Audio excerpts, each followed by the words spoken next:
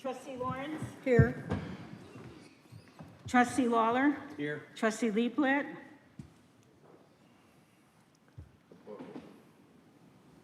Trustee Lieblet? Well, I believe she's attending remotely, right? Yes. So let's wait before we call roll, trustee Leaflet, and then have Do a everyone motion, in the yeah. room, and then do a motion again.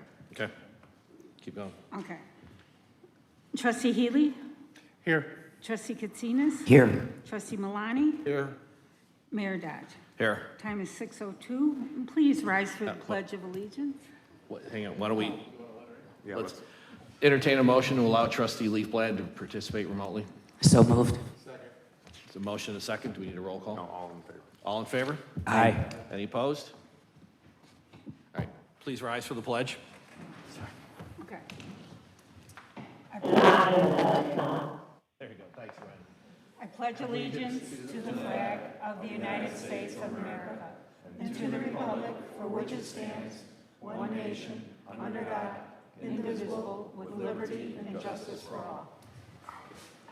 Here.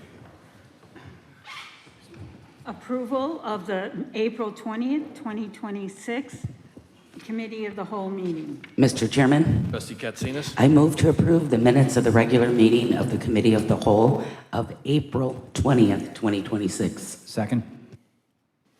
So motion and a second. Comments or questions about the minutes? Call the roll.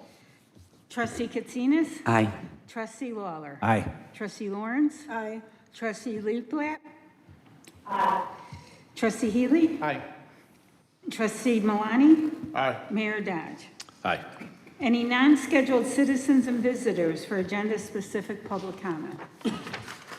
None. We will proceed to Toy Box Connection, Organization of the Month Proclamation. I would, we have ongoing series, and so we have a short video. We'll play that, and then we'll have the clerk read the proclamation. So if you could. Hi, my name is Michelle Maxia, and this is Toy Box Connection, Children's Charity in Orland Park. We'd like to welcome you. We'd like to thank you so much for choosing us to be Orland Park's Charity of the Month. What we do is gather, sort, box, and then connect out to other nonprofits, everything from A to Z. It started out with toys, but we've evolved. Anywhere there's a need, Toy Box Connection, whatever resources we get, we're gonna find who to help, and we're gonna connect with those nonprofits. We have now raised the bar, and this is gonna be our second annual Be Kind to Your Mind Mental Health and Wellness Fair. We wanna bring to our community the resources to be okay. I hope to see you guys there. Please read the proclamation. Whereas the Village of Orland Park recognizes and commends those outstanding nonprofit organizations that work tirelessly to improve the lives of children and families in our community and the surrounding region. And whereas Toy Box Connection Children's Charity is an Illinois 501c3 nonprofit organization founded in and headquartered in Orland Park, with a mission to serve as the vital link between those who have toys, books, and resources to donate, and the children who need them most. And whereas Toy Box Connection operates on the belief that need has no season, providing toys, books, games, and days of fun to children throughout the year, connecting families and businesses, generous donations directly to children in need across the Southland and beyond. And whereas the organization partners with a remarkable breadth of nonprofits and agencies to reach children facing the most challenging circumstances, including pediatric hospice patients, children with cancer, foster children, burn survivors, children with disabilities, victims of disasters, and families experiencing homelessness and poverty. And whereas Toy Box Connection reach extends to Illinois low-income schools, Ronald McDonald House, Easter Seals, Big Shoulders, Camp Quality, the Women's Crisis Center, St. Jude's Hospital, and dozens of other vital organizations, demonstrating that its impact stretches far beyond a single community. And whereas, in addition to its year-round toy and book distribution efforts, Toy Box Connection creates days of fun for children in need and hosts community events, including its annual Be Kind to Your Mind mental health and wellness fair, reflecting a commitment to the whole child and whole community. And whereas the organization relies on the generosity of volunteers, local businesses, and community partners, including the Orland Park Fire Department and local corporate sponsors, which support enables Toy Box Connection to raise the bar each year for the children it serves.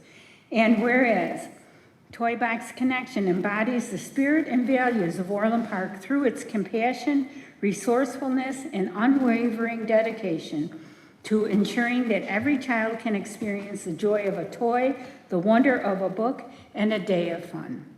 Now therefore, I, Jim Dodge, Mayor of the Village of Orland Park, Illinois, in the counties of Cook and Will, along with the Board of Trustees, do hereby officially recognize and honor Toy Box Connection for its creativity, compassion, and lasting impact on the children and families of Orland Park and the surrounding communities, and hereby proclaim Toy Box Connection as the May 2026 Organization of the Month in the Village of Orland Park. There you go. Congratulations. Come on. Her name is Michelle Maxey. A lot's been said, but we wanted to give you the microphone while we come down. Anything else you want to do add to that. this? You don't want to do that. Sure. We have a timer. I have a timer. Okay, there's the time. I really have to accept this, and I want to thank all of you really for what you've done to choose us. But I am one woman. It takes two hands to clap. I am one hand. The other hand are my volunteers. I will receive this on their behalf. I will receive this on behalf of everyone who's ever taken the time to be part of who we are and what we do. It takes a village. No pun intended. And I am telling you that I am surrounded by an incredible village. From the moment that we started, you opened the doors for us. From the moment we started, this community and all the surrounding communities look at us and go, Orland Park. Oh, Orland Park. We have set the bar high. And it's okay, the bar can get raised higher because we're ready to step up to the bar. I really am going to ask for the few minutes that I have. I need your help. I have this mental health and wellness fair coming at the end of the month. This world's broke. I don't know if you know. All you got to do is watch TV. There's so many resources in Orland Park besides the nonprofit. There are so many resources for people to be okay, for people to still stay here, for people to be here, for people to know that they're not alone. What good is it for me to have this big event, right? What good is it if the people who are important aren't showing up to say, we want you here, we support you, mental health is important. It's crazy because it's affected my family. I've had losses. I've had a nephew take his own life. I've had two good friends, one a retired police officer. So I've had friends leave. And I just keep saying, I'm tired of these suicide walks. They're depressing. What can I do to bring something good? And I said, you know what? I'm in Orland Park. Come on now. So I decided, you know what? Let's have a mental health and wellness. And so there's the resources are from our own community. People need to know who's here. People need to know about acupuncture and red light therapy and therapists and good health and exercise. People need to know what we have here. They're not gonna find it on the internet. They're not gonna find it. They're gonna find it through things like this. I just need your help. I don't ever ask for help. I'm a self-sufficient woman. My volunteers will tell you I do not ask for help, but I need help. Thank you. Dude. So this on behalf of the full village board. Thank you. All right. He said it. Okay.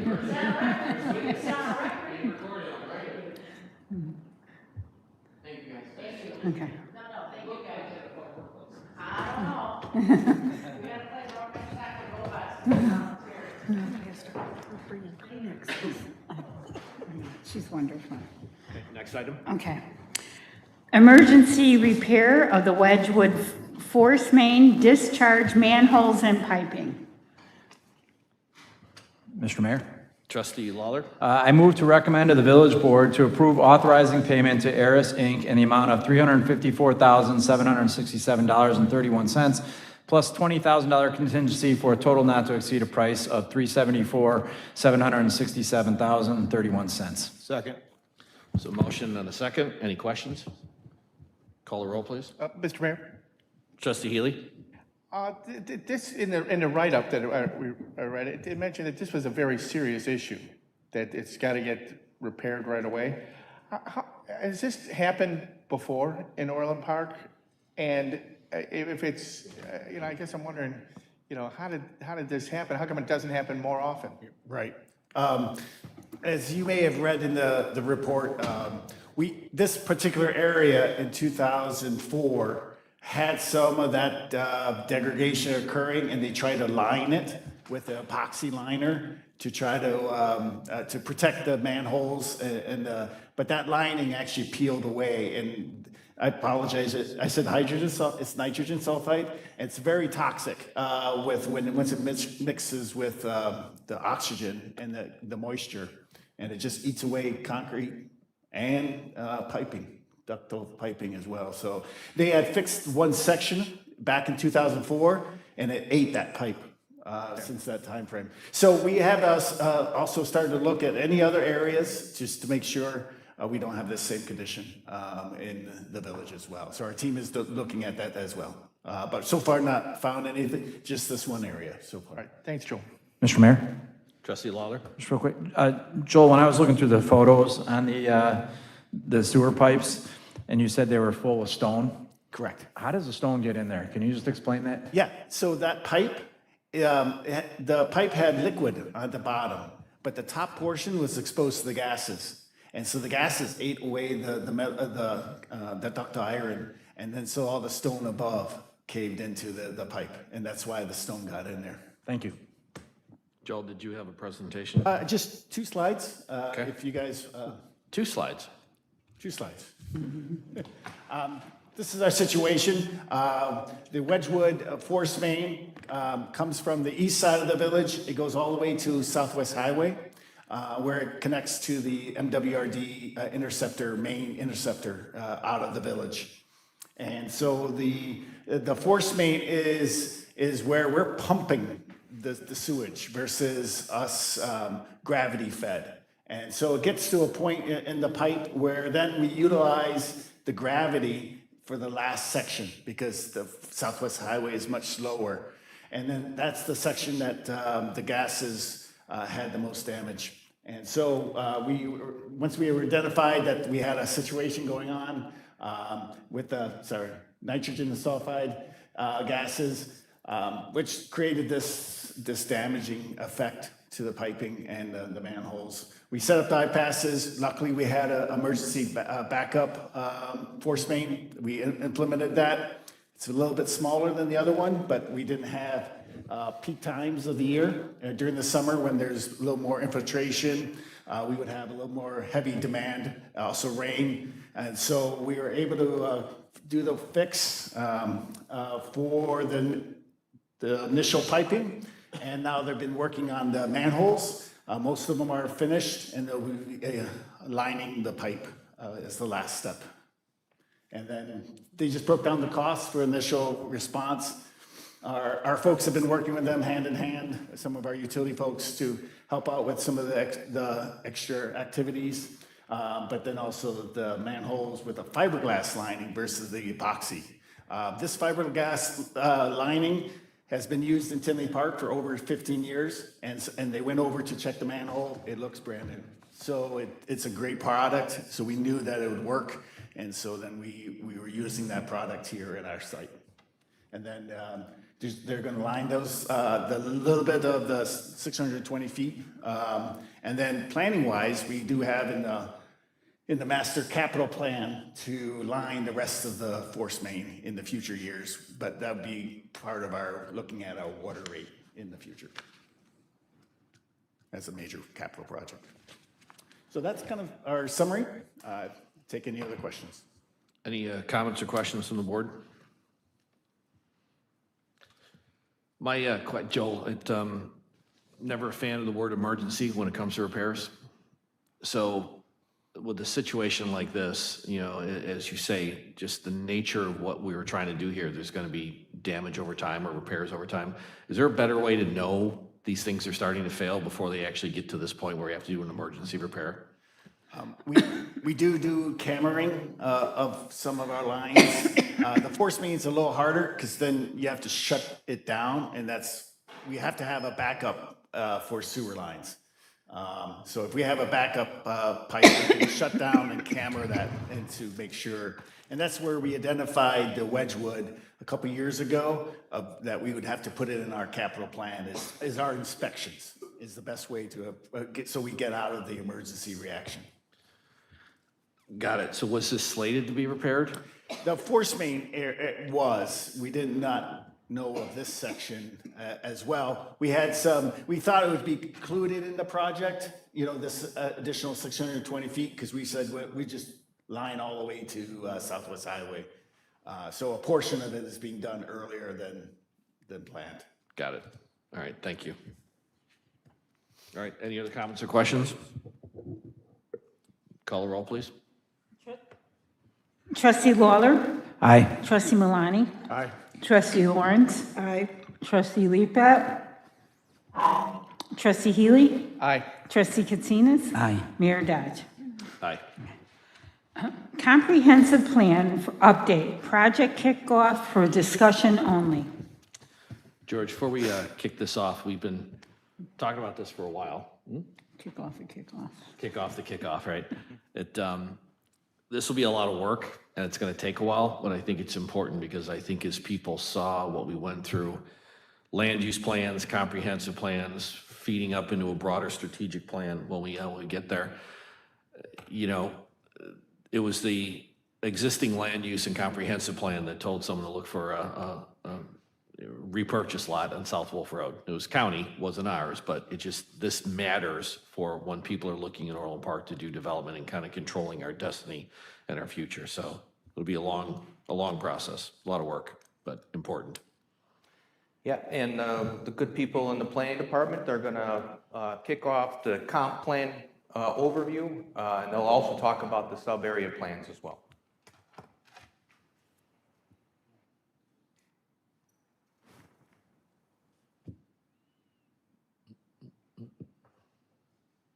They will start very shortly. There's only 20 pairs of eyes watching you, Ted.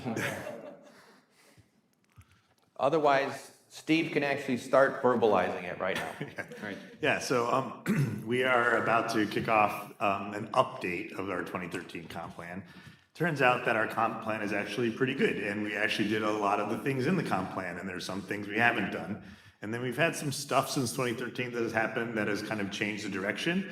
Some of it has been decisions the board has made, some of it has been decisions that macro forces have made, like COVID.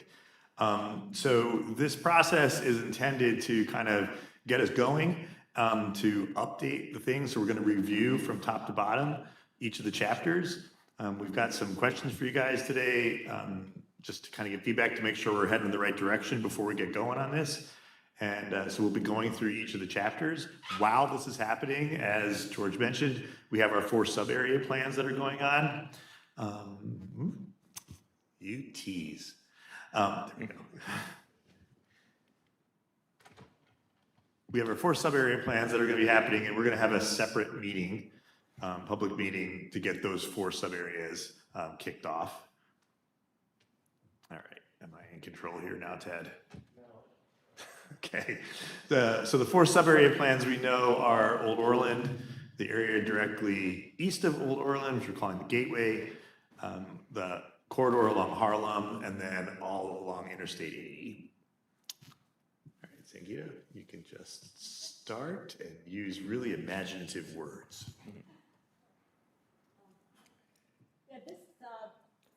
Yeah, just get closer to that microphone. Yeah. You're soft-spoken, Sangeeta. So. Good evening.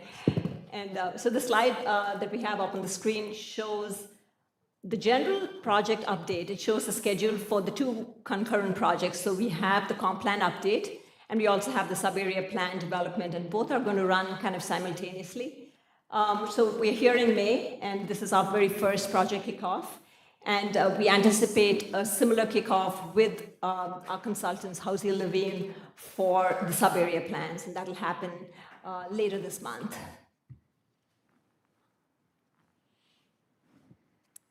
So what we're going to do here is pretty much look at the 2013 comprehensive plan.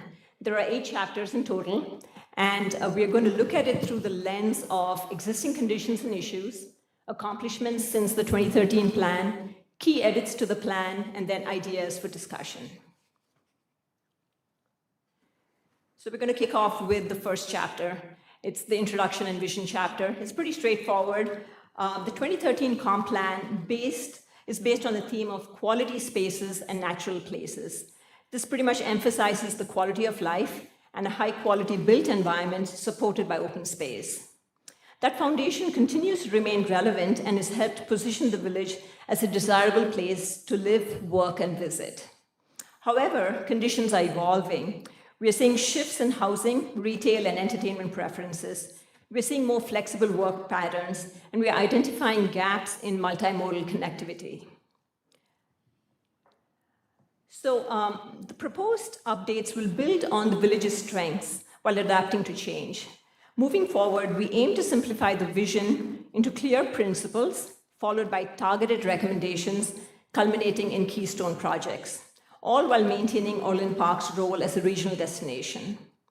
To guide this discussion, staff is focused on a few key ideas. Basically, we're looking at strengthening the local economy, maintaining high-quality services, supporting all life stages through diverse housing, preserving environmental resources, and continuing investment in parks, recreation, and community life. So that kind of summarizes the very first chapter. The next chapter is a community profile, and I'm going to hand it off to Steve. Great, so no big surprise. With the 50th anniversary of the mall coming up, I think we can call ourselves a well-established community now. It's been quite a long time since our big initial push and boom in our growth since the 70s. So we're in this stage. We have strong regional access. We have 3 metro stations. We have a diverse retail base. The community is stable at the time being. For the time being, that's good. We want to maintain that and continue growth. It is affluent. And it's highly engaged with high quality life supported by parks, civic spaces, and an emerging downtown. Looking ahead, there are a few key trends that stand out. One, as Sangeeta mentioned, we have an aging population, so future growth will rely on more infill and redevelopment. And with about 2,000 acres of developable land remaining, we have a significant opportunity to guide through high quality growth. Since 2013, the village has expanded senior housing and continued to improve connectivity, and staff is recommending updates to shift the plan from outward growth to reinvestment and long-term stewardship, broaden the focus on life stages, on all life stages, and recognize community assets like schools and parks as economic drivers. We're also expanding the definition of connectivity to include walking and biking and transit and stronger district connections.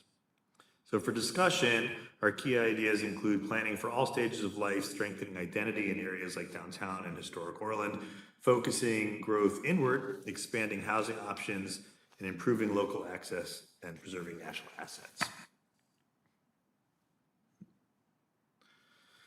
So our existing land use section has provided a strong foundation for development since its adoption. The 2013 plan organizes the village into 11 distinct planning districts, each with its own identity, and it includes targeted goals, seams and filters approach, and a land use table to guide compatibility for each section. So that's what. You want to move one slide up, I think so. Okay, thank you, Sangeeta. So yeah, the other way.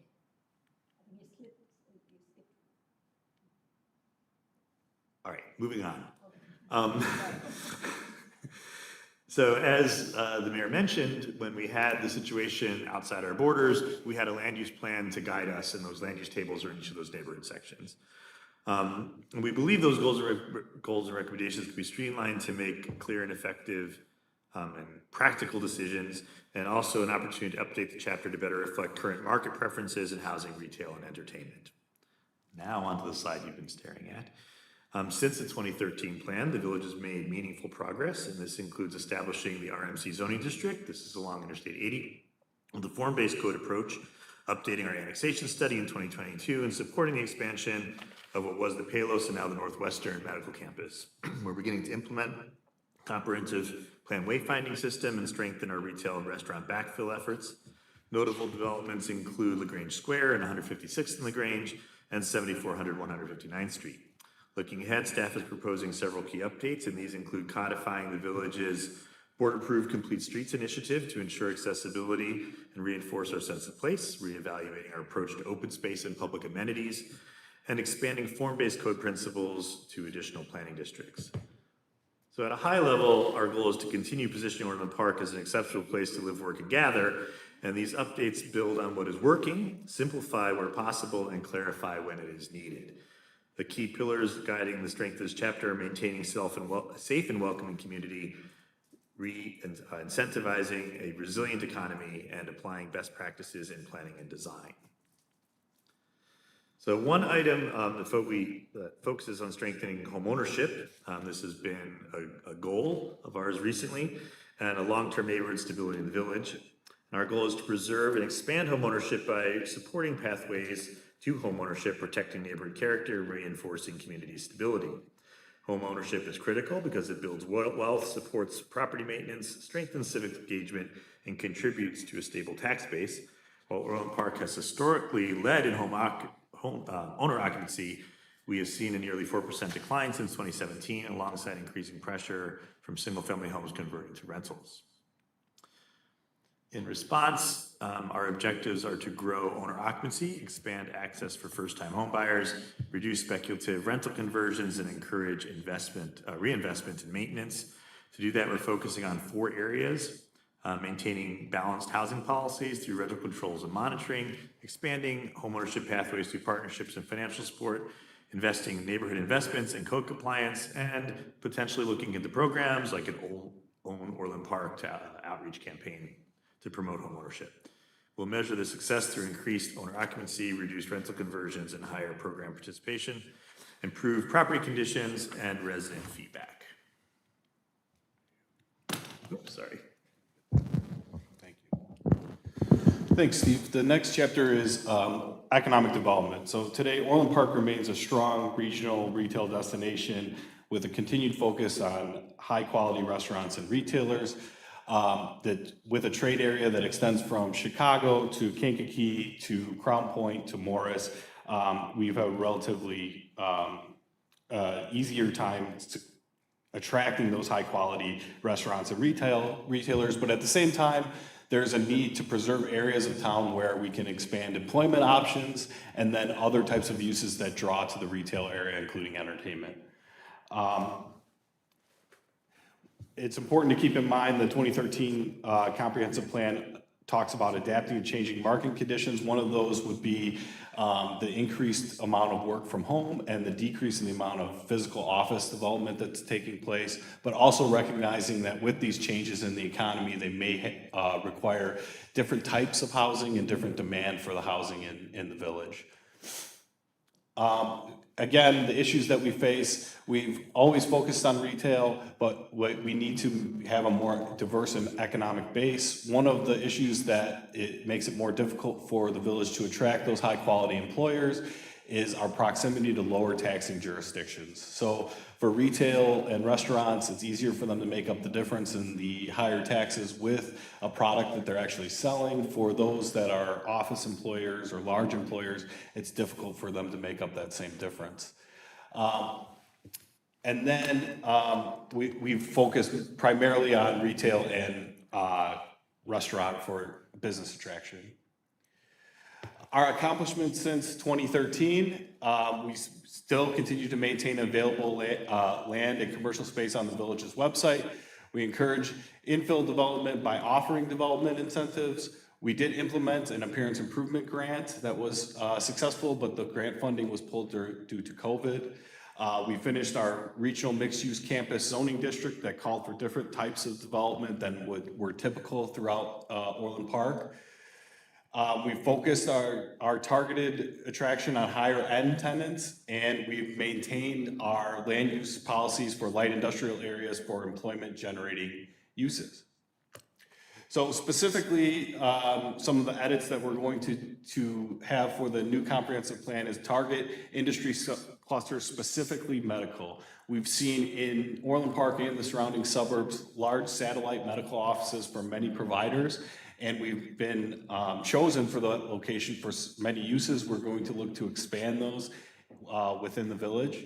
Attract and support entrepreneurial and small businesses. That's something that we've always mentioned as a goal, but we haven't put a lot of funding and research behind it, but that is going to be a target for this plan. With that, we would also want to partner with our local community colleges for workforce development and training to bridge the gap between the people that are hiring in our community and those that are being trained. And then finally, we talk about creating a sense of place for a retail destination. We have that to a certain extent, but we're looking to codify our commercial plan development standards so that there is a specific design standard attributable to commercial developments in Orland Park. So the ideas for discussion, business attraction, like we talked about with the targeted areas and targeted businesses. Business retention, continue to partnership with the Orland Park Area Chamber of Commerce and reach out to local businesses. The intent of the business retention visits is to get ahead of business expansion and to advise the business of other places where they can expand within Orland Park. Diversification of the economy can mean different industries, or it can also mean entertainment uses or making ourselves more open for sports facilities and athletic tournaments. Okay, the next chapter is mobility and access. So for a suburban community, one of the existing conditions is, as you know, we have very moderate to high suburban traffic volumes from 15,000 to 45,000 annual average daily traffic. Our heaviest drivers are 159th Street, LaGrange Road, and Harlem Avenue. These corridors provide significant regional connectivity and help support the economic drivers that I talked about in the economic development chapter. However, with them supporting the commercial areas, there are also a significant amount of peak hour congestion, intersection delay, and safety concerns that result from the amount of, from the traffic. So the intent is to modify these and to increase operational efficiency for our primary commercial corridors so that we can avoid our collectors and secondary roads from making up for that sort of increase in traffic on the primary roads.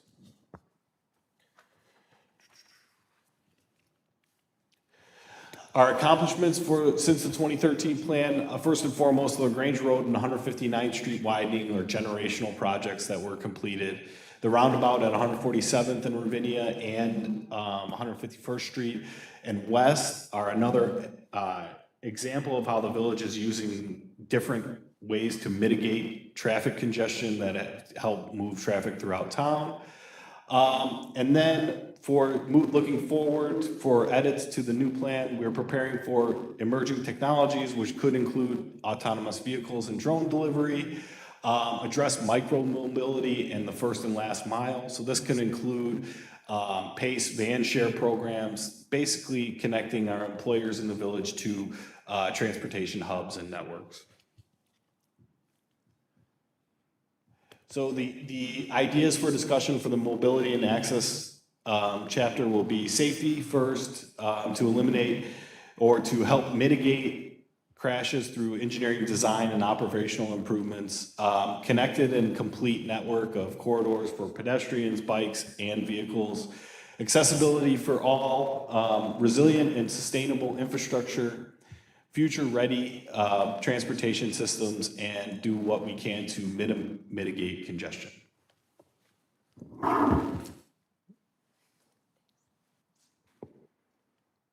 All right.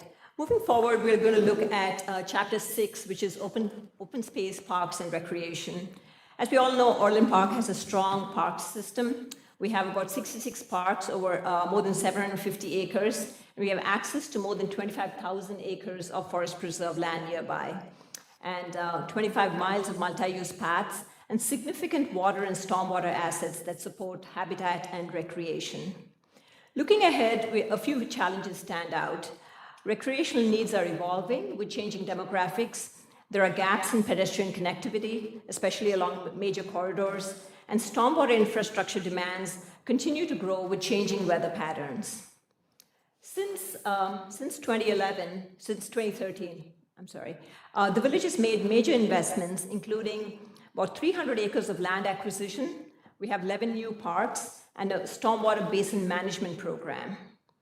The proposed updates focus on maintaining up-to-date information on regional plans, land acquisitions, and keystone project data, and aligning the chapter with current practices, including topics like native landscaping and resource management.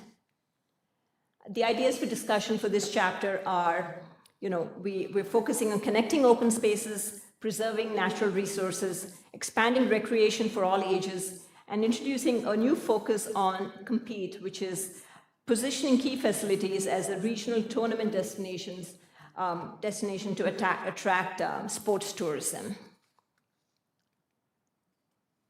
The next chapter is community and culture, and this chapter builds on Orland Park's strong civic identity. Our identity is anchored by high-quality schools, parks and recreation, public safety, and well-attended special events, along with historic assets like the Humphrey House, Stellwagen Farm, and Woolley Farm.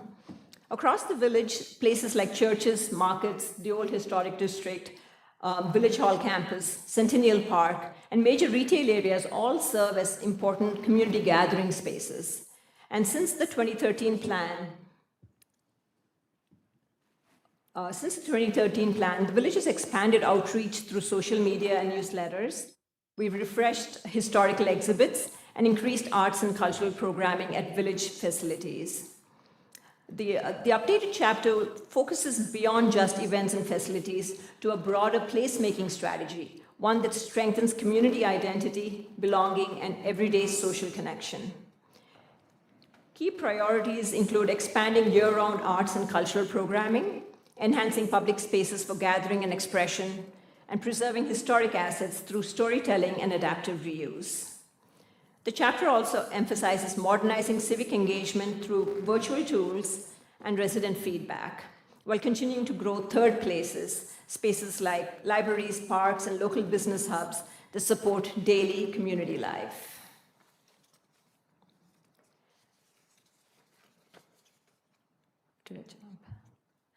Thanks.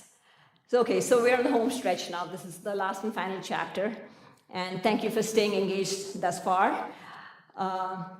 So the last chapter is sustainability and stewardship. And the village has demonstrated a strong commitment to sustainability, including creation of the Conservation and Sustainability Advisory Board. We are seeing widespread use of clean technologies like rooftop solar, along with strong standards for stormwater management, conservation, and native landscaping across all development. At the same time, challenges remain. Scaling green infrastructure at the public level can be difficult due to performance and maintenance considerations, and many sustainable solutions require long-term investment. Since the 2013 plan, the village has made some solid progress. We've streamlined solar regulations, we've strengthened tree preservation requirements, and we've improved landscape review processes.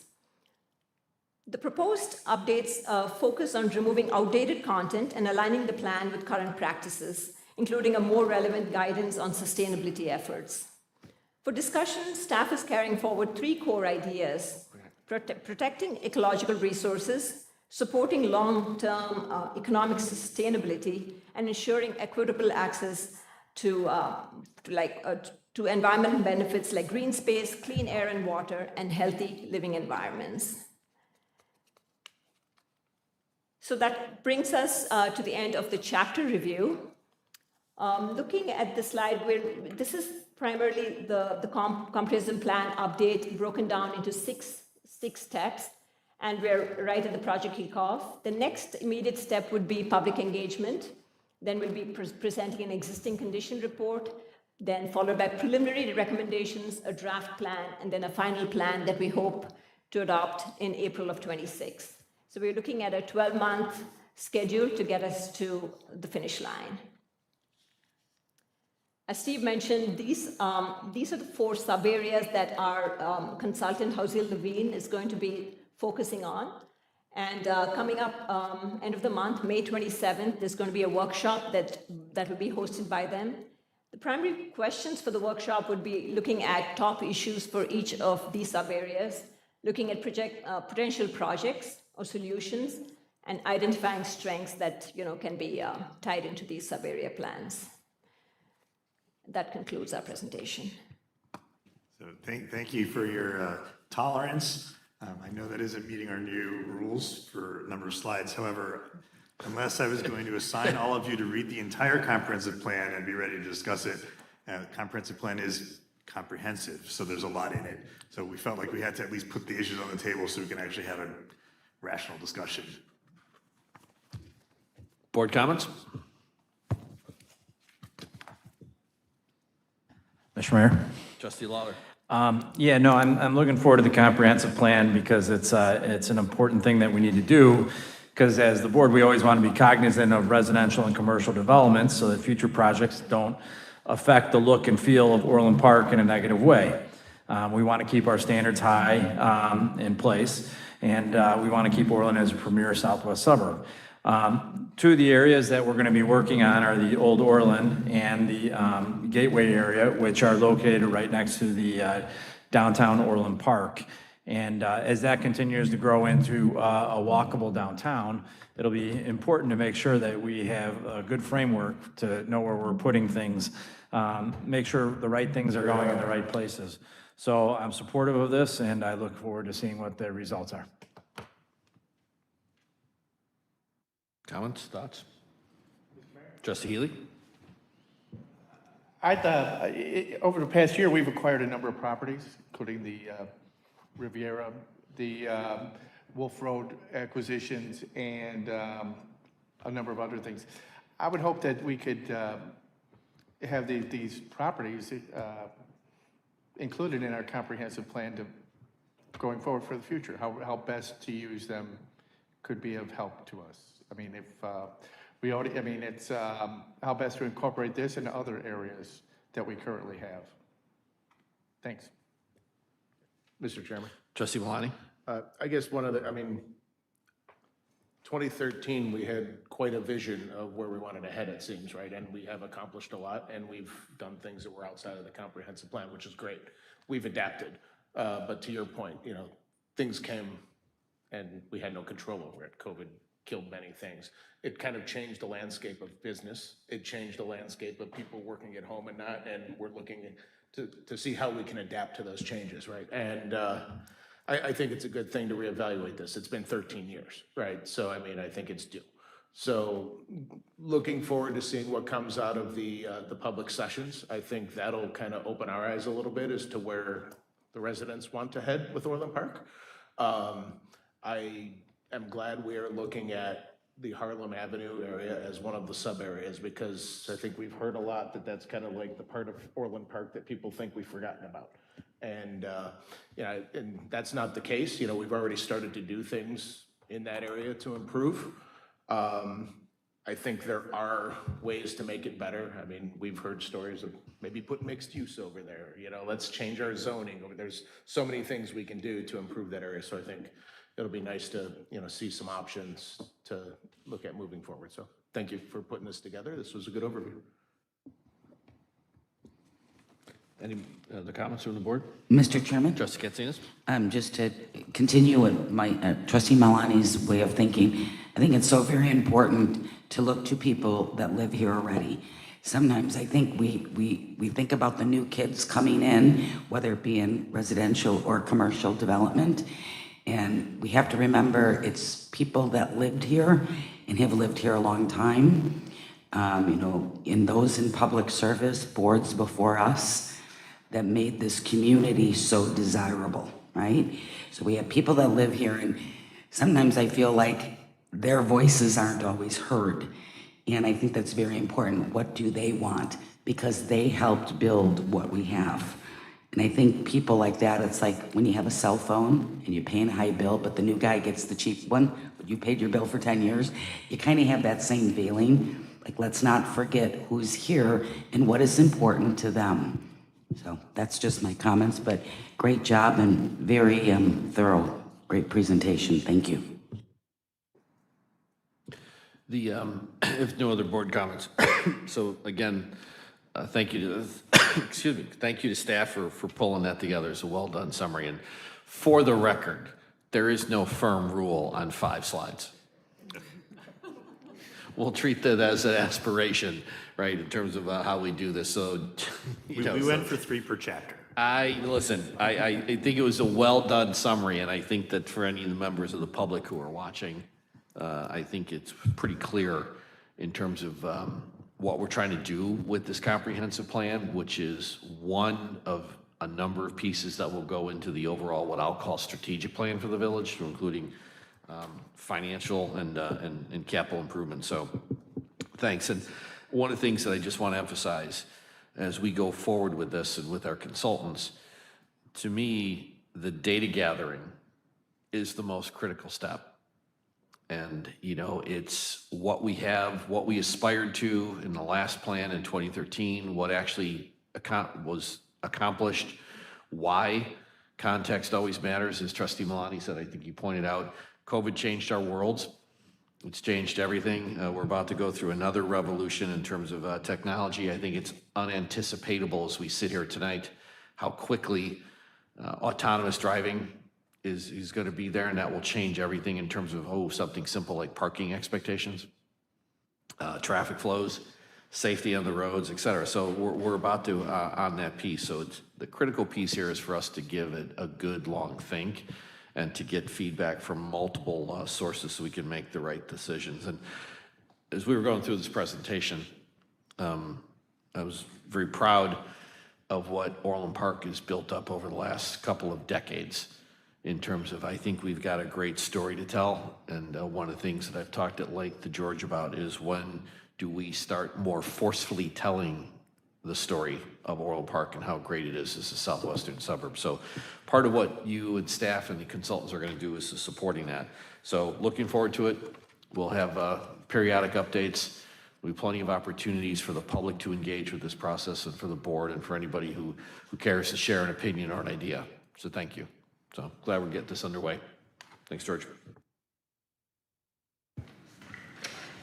Introduction of the new Orland Park Police Squad car design. George, we're going to let Chief do this, or Yes. do you need guidance? So I've only got 2 slides. Two slides? Maintain the rules. So we wanted to bring forward the proposed design for the new squad cars. We've had this current design for the past 36 years. Staff has, on a yearly basis, brought up designing a new squad car, and we felt that at this point, with 6 new squads coming to our fleet, that this was a good time. We would roll the new design into those 6 new cars, and then we would, every time we replace a squad car, we would put the new design on. So what you're looking at is the proposed design versus our current design. And like I said, we've had that current design since 1990. And with that, we also have a design for our emergency management agency. And this is the design that we came up with. Any questions? There you go. I'm just curious, Chief. As you said, this has been a topic of conversation in the police department for a while. So, right? Yes. Years. And staff has brought forward this design, different officers and Commander Ford. Is the proposed design obviously generally represent the consensus of the department? From what we've gathered, they like it.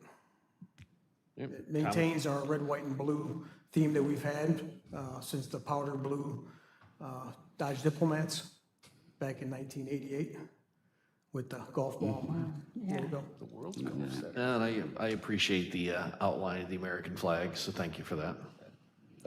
Mr. Chairman, Maloney? a couple of questions and comments, I guess. The new police design, it's nice, it is more modern. Reminds me for some reason of the old Tinley Park community service cars. They had the red, white, and blue ones when I first look at it. But it does have a modern feel to it, and we have to stripe the cars when they come in anyway. So I think it is a good time to make a change. The one thing I question, I guess, or I have concerns about is the flag on the back window.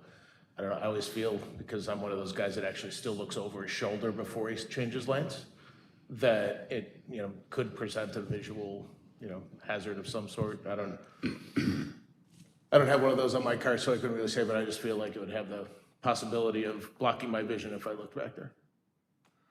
Apparently, it's perforated for vision, is what they say. So you you see a lot of the newer design squad cars do have that American flag on that back window. And as far as the EMA vehicles, I know there were 3 different representations. There was one that you don't have them in that slide deck, but the first one was one that Darian had put together. Then there was a second one that one of our members put together, and then this is the third one, I think, from PSD, right? That's where this one came from. And to be honest, I think this kind of blends the 2 of them together into something that looks more cohesive, actually. I kind of like how this came out. I hadn't seen this version until today. So this is, I think, a good, happy medium. But if I remember, George, these are supposed to have caps on the back of them, right? Yep, and we were just talking to Darian, there will be caps, and there will be a design on those caps as well. So we'll share that information once we finalize something in a future VBB. Yeah, maybe it's something as simple as moving the stripe up into the cap or something, but I just feel if you put a plain white cap on the back of that, it's gonna look odd. Absolutely. Right? And then these are also gonna have blue and white lights, right? Blue and white lights, correct. Okay. So, And all of this material on the side is reflective, and so we want to take advantage of that reflectivity also on the cap. okay, so the blue and green stripes, that'll be reflective Yep. tape as well. Okay, good. That was one of the concerns one of the other members had brought up. It's like, there's a lot of white. Yeah. So how is this gonna stick out at night? So, okay, And there's a chevron on the back as well. yes. Do you know which version they were gonna use? There were a couple different versions. It's gonna be the blue stripes with the green? I think so. Okay, Mr. Chairman, that's all I had. Thank you. Sorry, Trustee Katsinas? I'm getting a bad storm here. I guess that I agree the design needs to be updated, but I just personally have a problem when a flag is distorted, whether it be on clothing or even a police car. So that's, if we had a clean flag instead of taking it and kind of blowing it up, but it's a distorted flag. So that's my only 2 cents to it. I prefer cleaner lines. If you're going to use the flag in the image, use a flag. Don't use a distorted version of the flag. So that's my comments. Thank you. Mr. Mayor? Trustee Lawrence? Chief, I'm interested to know what the design criteria was for the outside, not for the engine or anything, but for the visual design that we have. So, again, I grew up in the Orland Tinley Park area, and Orland Park has always been known for their red, white, and blue squad cars. So we wanted to maintain the red, white, and blue. I think people know that when they come to Orland Park, if you see red, white, and blue, it's an Orland Park police car. So that was part of the design, was to maintain those colors. Okay, so red, white, and blue was the basis, but was there anything else? I'm just wondering because when I first looked at the car, I actually felt confused. I didn't even know it was a police car at first. All of what's going on with the flag and the striping, just, my brain said, what is this? And then I instantly looked over at the old one, and my brain said, that's the police car. And I obviously knew I was looking at the police car, and yet it didn't sink in. And I'm just thinking about people whose ability to comprehend the world around them isn't average or above average. And I'm concerned about them not being able to interpret it instantaneously.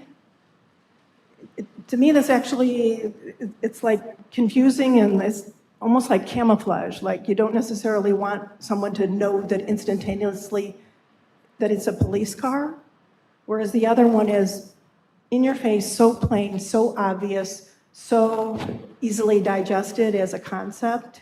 And getting to Trustee Katsinas's concern about the way the flag is oriented, maybe if that wasn't a flag and it was just a red stripe to bring in a little bit of a modern perspective.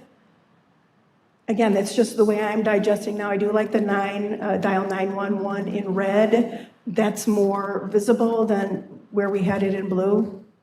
If it was larger, it might be a better idea. Again, maybe because I am around a number of people whose thinking is below normal, have elderly neighbors, get confused about a lot of things. And I think about other situations in the village where some of the people who need the police the most and need to be able to go to them, that they might, it might not sink in really well. Again, just my perspective. I wonder if it could be cleaner in the part where there's the police in the Orland Park. And if everyone else loves it, go for it, right? To each his own in art. Mr. Mayor? Trustee Lawler? I guess I just want to say I actually really like it. So I think it's fresh, it's clean. I clearly see it as a police car. You know, I appreciate that we have a flag on it. So it's got my approval. I like it. And my only question is, will we be rewrapping the old cars to match it, or we're just going to slowly phase them in? Slowly phase them in. Okay. Trustee Healy? Mr. Mayor, it may come as no surprise that I'm a traditionalist, and I like the old car better than this one. The new one, my first thought was the New England Patriots football helmet was what I thought of, and I don't know if that's any but I picking up on Trustee Katsinas and Won 6 Super Bowls, so. Dina's comments, I think it's a little blended in there and a little sends a confused message. I like the old one, so I'm probably going to be alone in that, but that's okay. Trustee Leafblad?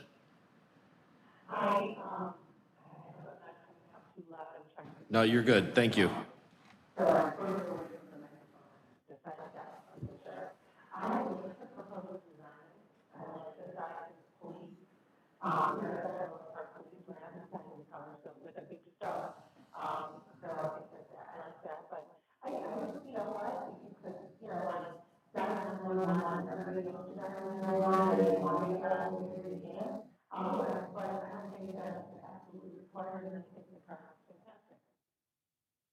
There you go. So I think, Chief, welcome to the art business in terms of trying to design the look and feel and aesthetics.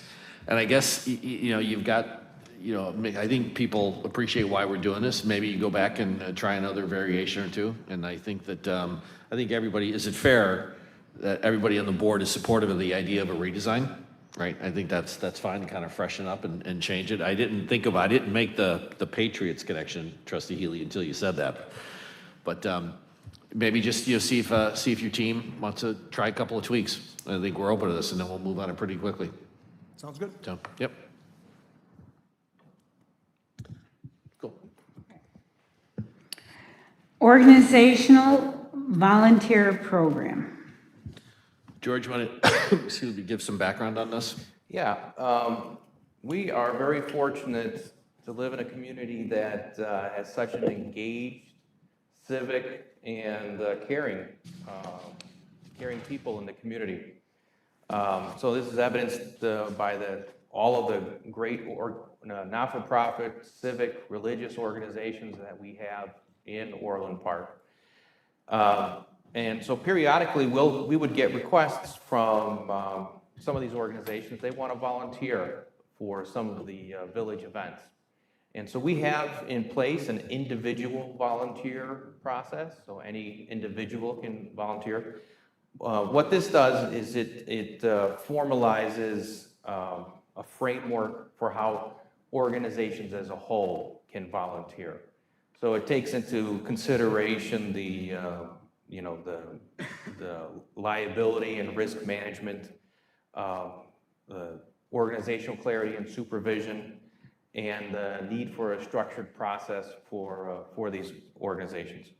So, if Kiwanis or Township CERT wanted to volunteer for any of our organizations, this would be the framework that they would follow for that. Happy to open it up for conversation from the board members. Mr. Chairman, Trustee Milani? I guess I have a couple examples, questions, and comments all combined into one, so I guess strap in. So I wanted to make sure I understood this because we're asking the organizations to sign a hold harmless agreement. And we're also asking individuals to sign a hold harmless agreement that are part of those organizations, correct? That's correct. Also, you say we also have an individual volunteer program as well. So if someone wants to come in and sign up as a volunteer, they're signing a hold harmless as well. So we're telling someone that is, as an individual, there's no liability whatsoever if they get injured in a village event while volunteering. So the individual also has a hold harmless. Right. So if I'm an individual and I sign up and I'm a volunteer and I'm picking up garbage and I get hit by a bus, I'm on my own for the damages? That is that's what a hold harmless is. I mean, Yeah, I understand what a hold harmless is, but I'm asking, is that fair to the volunteer? That's a very good point. The obvious challenge with not having them formally part of the village organization is, as a volunteer, we don't know, we don't necessarily have, they don't necessarily have all the training that our folks have and everything. So we don't know what their abilities are. We know that through our organization that they will have gone through some structured training and supervision. So it is, it's pretty typical for a volunteer in those situations to sign a hold harmless. If you, Yeah. Okay, if I was a volunteer, I don't think I'd ever volunteer if I had to sign that. well, if you think about the Adopt a Highway program, for example, they're signing hold harmless agreements. Well, I guess I won't be adopting a highway then. So, okay, so moving on to a different example then. So let's say the Lions Club, they want to sign up, they want to be an organization that bring their volunteers. They're serving beer at Taste of Orland at the tent as a volunteer, right? Not to us. Not to us, because but everybody else, right? They're up there serving beer and our little gem electric vehicle comes by and something falls off of it, lands on top of somebody. Who's responsible for the damages? So if they're working as a volunteer, they've signed a hold harmless. Now, obviously, in those types of situations where the village is negligent, now I'm starting to play attorney here. When the village I was going to get to this part, so yeah. So when the village is negligent, the village will own up to its negligence. Mike, let me jump in for a second. So if you have the Lions Club and they're at one of our events, but they're a volunteer for the Lions Club doing Lions Club work, that's different than if they volunteered to work for the village to pick up garbage at one of the events. So I just want to separate those use cases very carefully. Okay, so let's take a step back then, because yeah, that would actually be probably be covered because they're serving liquor at our event. Yeah, they're there okay, for the bad Lions Club, example. not us. Okay. Bad No, that's example. all right. So the Lions Club, as an organization, I'll start over. Lions Club, as an organization, comes in, they're picking up garbage. Okay, we'll use that as our example. And someone trips and falls and gets hurt. Who would be responsible? Because that individual has signed a hold harmless, saying, "Village, you're not liable." The organization has signed something with the village saying, "We're not liable." Is the Lions Club then liable for that person, and then they would have to pay for their damages? Not to play attorney, but that is, of course, is going to be between that person and the Lions Club. Okay, and then, so for these organizations, for example, Lions Club, CERT, are they going to provide any kind of certificate of insurance or anything like this that actually will say, hey, we're gonna cover these people? We're not requiring certificates of insurance. We are requiring a hold harmless agreement. Yes, we've covered that. But that's pretty good to have the hold harmless agreement. It is, except for the people that wanna volunteer. There's no benefit for the volunteer. If I trip and fall and hurt myself, I am now concerned who is going to fix my leg if I sprain my ankle. So what we're doing here is we're just creating the framework for the volunteer that doesn't want to be part of the village organization formally. So we have, for example, in our EMA program, we have a volunteer position. No, we don't. We don't have EMA volunteers? No. No, we do. No, we do not have any classification of the word volunteer in our positions, because every single person has the option to get paid for something. No, we definitely have volunteers. It's in our ordinance and everything. So they have the ability to get paid, but we have an EMA volunteer position where you don't have to work. You don't have to work any event as a volunteer. You don't have to. You don't have to do anything, but if they work an event, they get paid, which then he's not a volunteer. That's right. So if they work an event, then they get paid. But they could be volunteers in perpetuity as volunteers. They don't have to be paid positions. Okay, so I'm gonna, now so our EMA organization, which is we're blending agenda items, which we're not supposed to be, but okay, let's head down that path. We have had EMA volunteers for how many years before we started getting paid? We started getting paid, what, 4 or 5 years ago? Yes. So you mean to tell me for 25 years, everybody was signing a hold harmless agreement with the village, and if anybody got hurt, we weren't responsible? No, because those folks were part of the organization. They were under the village's organizational structure. Okay. So the EMA volunteers are part of organizational structure. Right, so that's not even part of this discussion, so why are we talking about it? Okay, let's Right, clarify. So let's go back to the case at hand here, right? So when I joined certain New Lenox, and I think Orland Park had this same thing, that they had a certificate of insurance or something that actually covered people when they were responding in the event of an emergency. Okay? So that makes me feel better about that. If the organization that I'm volunteering through has the actual wherewithal to say, hey, I'm gonna take care of you if something's wrong, that makes sense to me. So if my organization was going to volunteer in the village, I would hope that they would do the same for me, right? So I think as part of this, our checklist, one of the things should be some type of a certificate of insurance or some way to show that that organization will take on the liability if something happens to that person. Otherwise, if anybody actually read that agreement and signed it and did something that could have been remotely dangerous to themselves, they put themselves at way too much risk.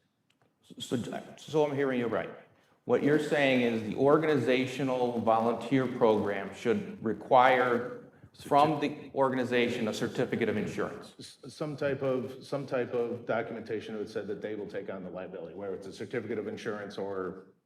Now, certificates of insurance don't say they're going to take on the liability. That just confirms that they have insurance coverage. So what? I'll ask our attorney then. What would an organization need to prove that they will take on the liability for the volunteers? Well, typically, Illinois has the Tort Immunity Act, so villages and employees are not liable for any negligent behavior. Normally, it's the super negligence, the willful and wanton conduct that you're liable for, and that's what it exists. So the threshold question is, not to make this too legal, but is whether it was a discretionary action that, whether there was willful and wanton conduct that the volunteer was allowed, and also at times municipalities can purchase or agree to have workers' compensation attorneys or workers' compensation insurance for volunteers. So there are many different options that are on the table, but there's a reason, the policy issue that the legislature has put into effect is so that municipalities are not subject to numerous liability issues. There's no liability unless it's a willful and wanton. So I agree with everything you just said. My question is, what can we require from an organization if they're willing to supply volunteers? What can they supply to say we will take on the liability for our volunteers if something happens to them while volunteering for your event? Can I interject real quick? Let's get an answer. George or Mike answered Trustee Milani's question. Let's take it. The organization you can always opt. I think that's what they can always opt for training and for liability. So you could get a certificate of insurance or an agreement that they would actually holding the village harmless for a liability. Right. We've confirmed that they want to hold the village harmless. We get that. But the organization should not be held harmless. That is voluntary. That is what my point is. It's like we need to protect the volunteers somehow. And if we're not going to take on that responsibility and liability, for example, as you said, our ESDA organization, well, until about 2 hours from now, the workers' comp and the disease, clause is in there for people that are in ESDA, and it'll continue for EMA. So if anything happens under workers' comp, or anything happens to somebody while they're a EMA member, they're under the workers' compensation, right? But that's, again, different point. So that's what I'm saying. We need to make sure that we're protecting the volunteers somehow, even though it's not under our. What I would recommend, I think we're both thinking the same way, but we would have to talk to our insurance carrier to see if we can take what the cost would be to take on volunteers as we do with ESDA and EMA, and we will be with EMA. For workers' compensation, I'm hearing what Trustee Milani is saying is if they're injured during while they're volunteering, that may be the solution.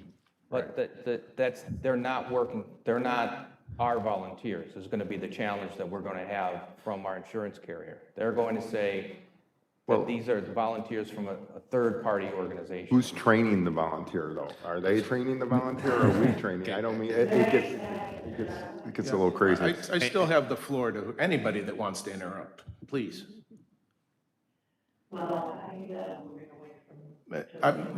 Trustee Leaf-Blatt, I still have the floor. Mike, excuse me, Trustee Milani, please finish your comments. There's other trustees who obviously want to stay. I'm still waiting for an answer. So there is no answer. The answer is we can ask for a certificate of insurance.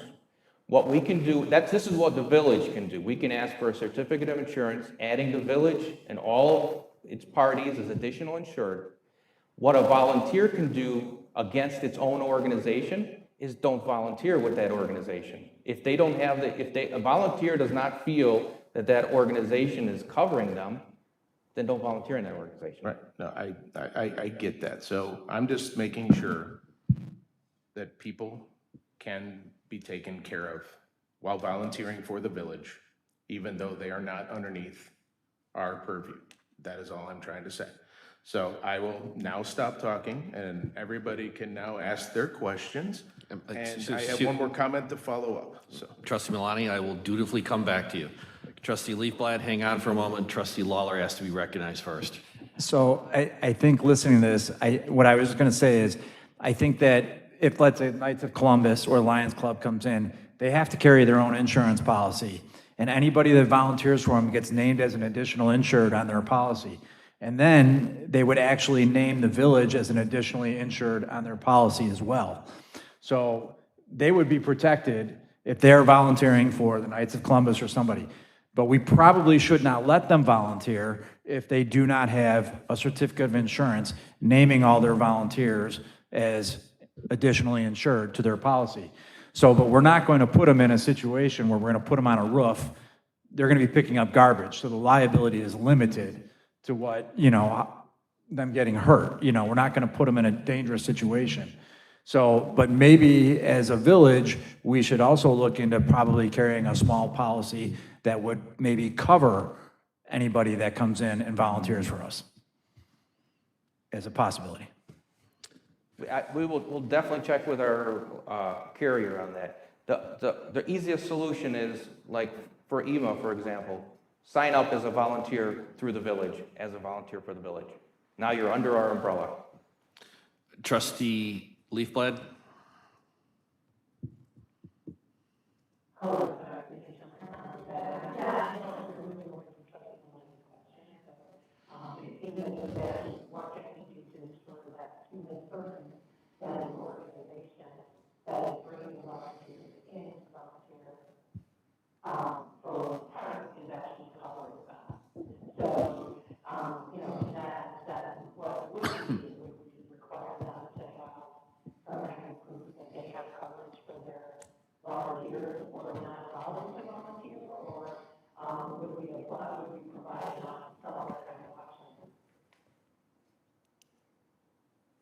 George, I think that was for you. Yeah, so we're going to reach out to our insurance carrier, and we're going to see, we're going to lay this out specifically. We are talking about third-party volunteers. Will our insurance cover them? Mr. Chairman, just quickly.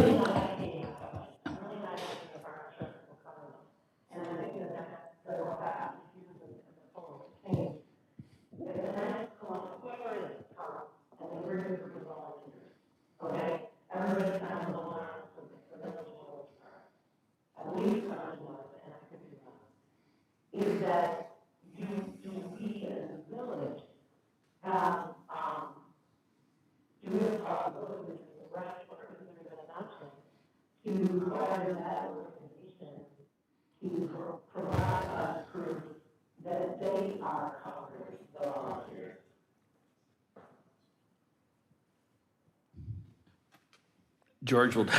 Yeah, I will, we're going to talk to our risk management consultants to see if there is a way that we could get some type of document that shows that the third-party organization is covering their volunteers. Got it. Trustee Katsinas? Mr. Chairman, just very quickly, I'm just curious, how much is this going to cost in terms of an orientation, staff time to monitor, background checks, and then any additional insurance? Like, I think it's a good idea that people to volunteer, but it just seems to be so layered right now. If somebody sprains their ankle or, it just, is the risk worth the reward?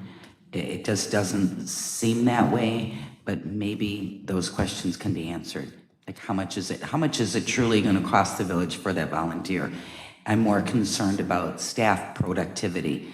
Like, say Ray's having a big concert going on, and they're trying to do that and then manage volunteers. Yeah.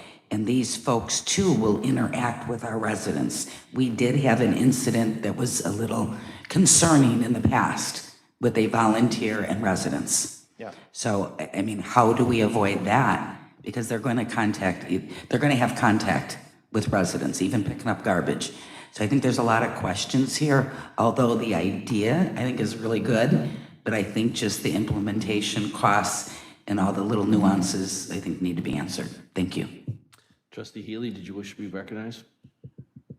Mr. Mayor, I was just my experience is if I look at the village as a owner or the general contractor of a thing, and I hire a subcontractor, and one of my subcontract workers gets hurt, that worker through workman's comp can sue the the construction contractor.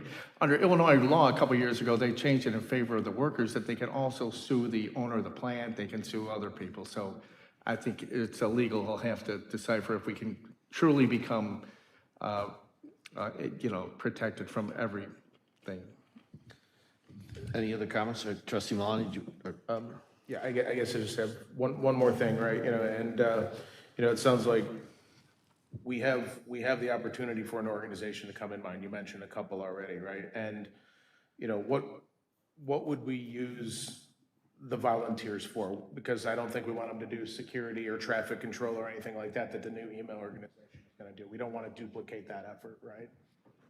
Yeah, they're not going to, this is to augment in a very safe manner, because again, we don't know their skill sets necessarily. Sure. So anything we're going to do is, it's not going to be traffic control, it's not going to be anything that's going to be in a dangerous situation. Right, because, I think this kind of, we're trying to start a new initiative with that, right? And then we have this on top of it.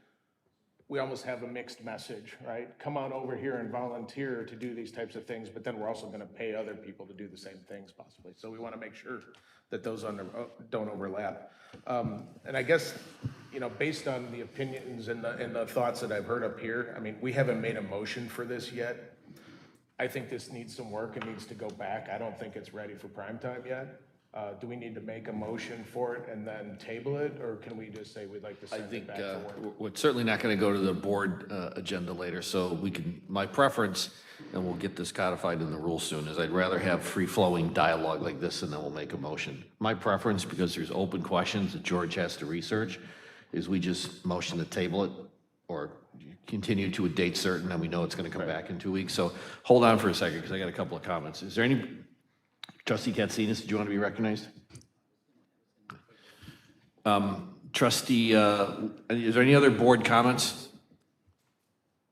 Okay, so one of the things, George, I guess we should clarify is from my chair, I like the idea of outside groups that are legitimate, that are Orland-based, et cetera, come forward to help out with Orland Park events. I like that idea.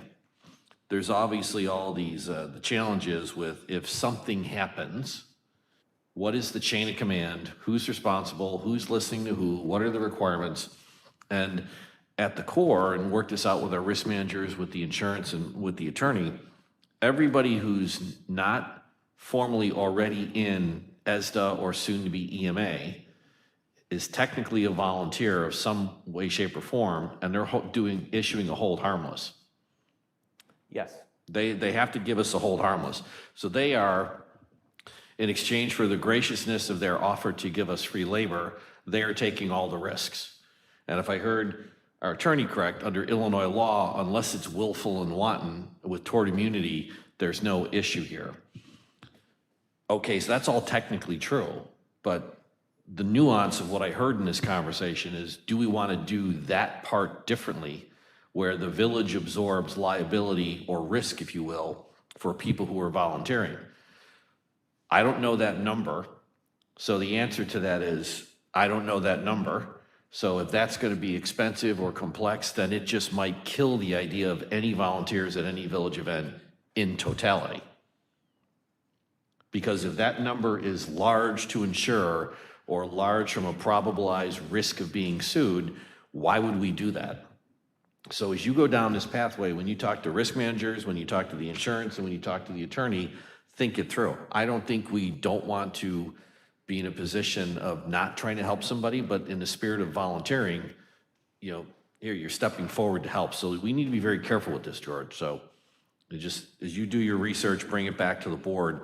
And now I guess the question for the attorney, easier to just table it or bring it back and postpone for 2 weeks and we'll have an update? I'm sorry, it sounds like there's some questions, so if you postpone it to a date certain, then it has to come on at the date certain, but if you do a motion to table, you can always take it off the table. Simple So I would motion to recommend the remove from the table. table. We can table without first opening the motion. Yeah, you're right, I don't think there was any other. We never made the motion. Open it and then table it. We could just kill it in committee if nobody wants to respond with the motion. Yeah, that would do it too. If we kill it in committee, it's not coming back. No, don't think that's always the case. If it just doesn't go forward, I call it and nobody motions or seconds, Then that doesn't die forever. it doesn't die forever. Doesn't, you can bring it back. Yeah, which is fine. So, like I said, the easiest pathway parliamentary here is for nobody to motion or second this. We'll just let it sit in committee and we'll have George bring it back as a new item. Or we do the motion to table, then there's a remove from the table, getting on the agenda, et cetera. Simple's fine with me. So is there a motion to, Well, we have to open the motion, then table if that's what you want to do. that's up to the board from a There's procedure. no motion at this time. So the question is there a motion to, trustee Leafblad? No, we need a motion on the original item to, All right, I'm going to call the motion. Is there a motion on this item?